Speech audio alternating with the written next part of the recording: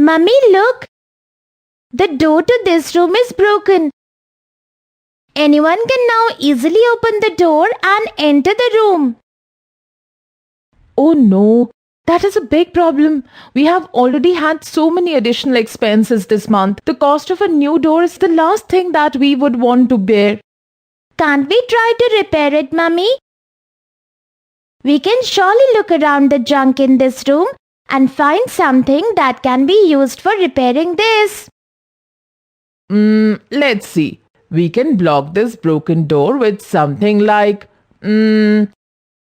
Something like a heavy iron or aluminium sheet.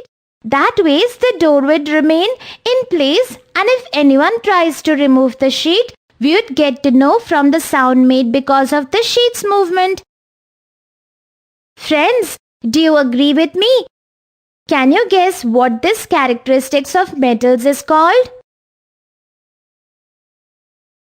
idea is good, Sanya, but we don't have iron sheets in the house. What you are saying is true, Bhaiya, but I had read in my science textbook that iron is malleable and can be hammered to create sheets. Any blacksmith can do this. Yes, that sounds good, Sanya.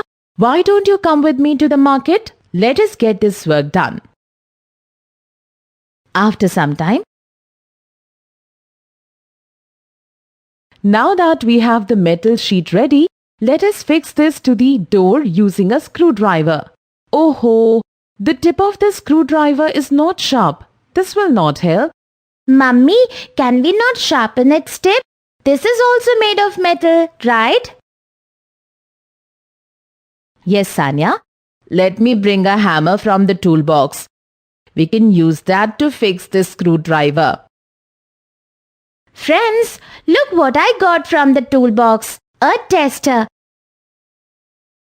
At times when an electrical appliance is not switching on despite being plugged in, Mummy uses this to test if there is any electrical current in the socket. If there is current passing through in the socket, the small bulb inside this tester lights up.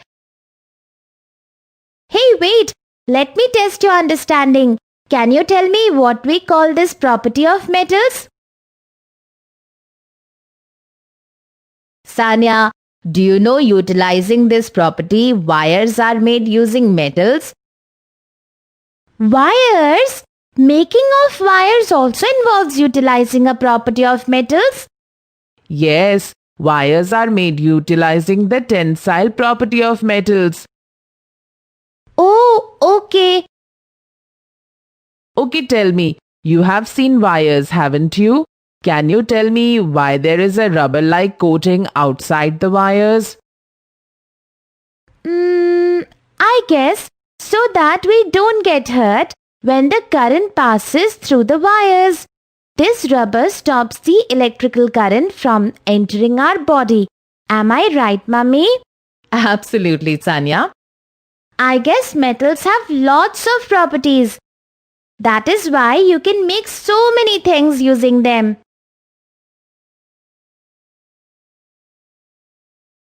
Can you tell me another property of metals? Okay.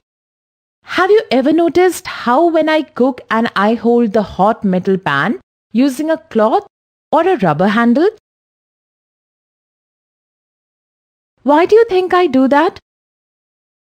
That's because when we make food in utensils of aluminium and steel, they get hot and holding them with bare fingers can burn our fingers. I guess metals are heat conductors, but the cloth, plastic or rubber stops heat from reaching us. Am I right? Do you know, Sanya, we can differentiate between metals and non-metals using these properties? I remember reading that non-metals don't have the properties that metals have. Friends, can you tell me the names of some non-metals?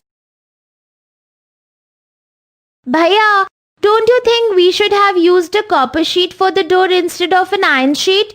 Iron can rust off. Come here, both of you. Let me show you something. Mummy, what is this green color over this utensil surface? Is this rust? No, Sanya, this is not rust. However, rust forms in a similar manner as this green layer. The difference is that when iron mixes with moisture, rust is formed on the surface of iron, and when copper mixes with oxygen, this green layer is formed on the surface of copper. Oh, so you mean all metals and non-metals undergo some chemical reactions when they come in contact with moisture and oxygen, isn't it? You know, Sanya, there is one metal that reacts very quickly when it comes in contact with oxygen or moisture. It is therefore always stored in kerosene. Can you find out its name? Friends, I would need your help in finding the name of this metal. Can you research and tell me this metal's name?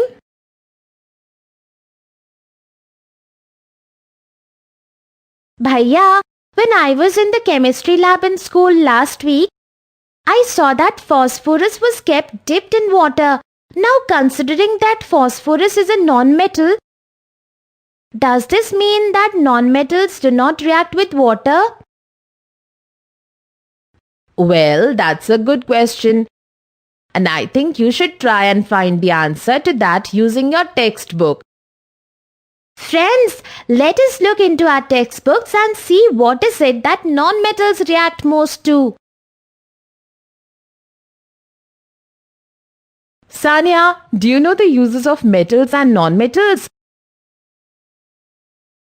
Oh yes, metals can be used to make machines, motor cars, trains, utensils and many more things.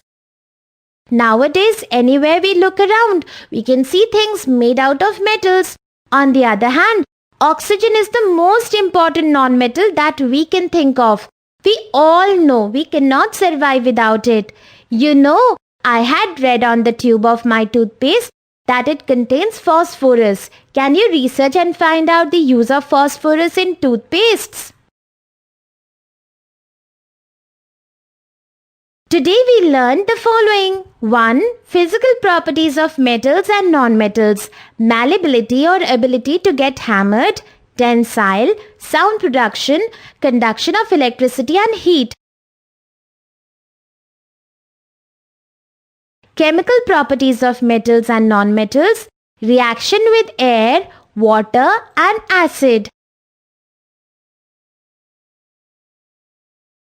Objects made using metals and non-metals. Thank you.